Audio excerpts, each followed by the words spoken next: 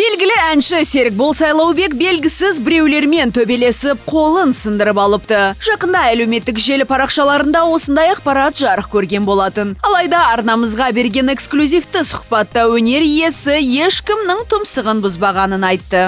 Жо, мен ондай азамат емеспін. Мен жай әшейін дем сап берем болды. Сынық жоқ, емна тігіп тысады қолын бәрін, емна алақан бәрін.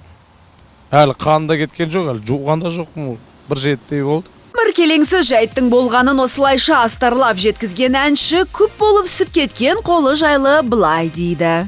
Қол жайлы не айтайым, жігіт болғаннан кейін жігіттің басынан не өтпейді, не кетпейді. Өмірде де, өнерде де жігіт болғаннан кейін біз өзіміздің жаңағы жақындарымыз үшін, еліміз үшін тұрып беруге әрдайым дайынбыз. Енді бір солдат болмасақ та, бірақ өзіміздің абыройымызды ешкімге бермейміз.